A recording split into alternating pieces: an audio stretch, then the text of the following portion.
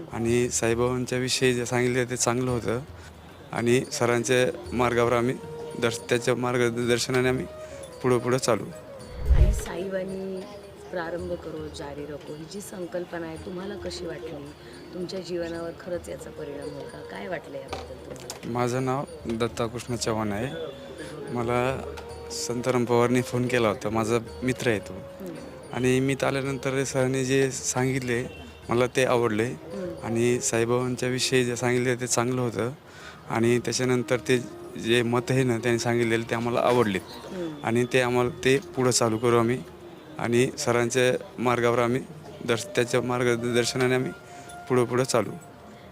साईबाबांनी तर आपल्याला नामस्मरण आणि मेडिटेशन याचं सरांनी साईबाणीच्या माध्यमातून तसंच काम पुढे केलं. तर तुम्ही त्या नामस्मरणाला त्याला कसं बघता? त्याच्याने जीवनावर बदल होईल? नाही, होईल त्यांच्या विषयामध्ये त्या बदल होईल.